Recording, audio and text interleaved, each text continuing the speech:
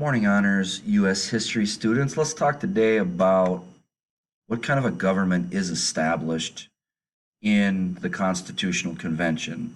Are we a democracy or are we a republic? And the answer is really both.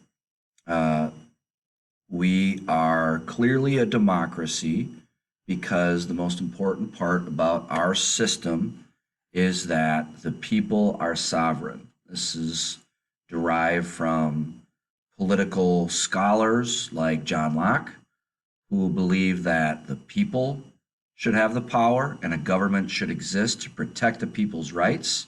But we are also a republic because we elect people to make decisions for us in government. So we're both. A republic is essentially a representative democracy.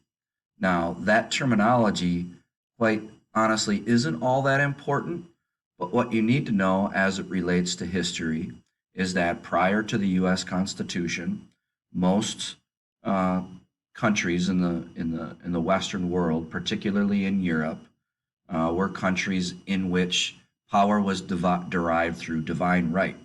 And the U.S. Constitution represents a dramatic shift in that. It was indicated in the Declaration of Independence that we've already studied and was made into our system of government in 1789 when the Constitution is ratified. The key, the people are sovereign. We have the power. There are some interesting aspects to our system. For example, does the person who gets the most votes always win the presidency? And the answer to that is no. In fact, two of the last four presidential elections have been won by the person who got the fewest votes.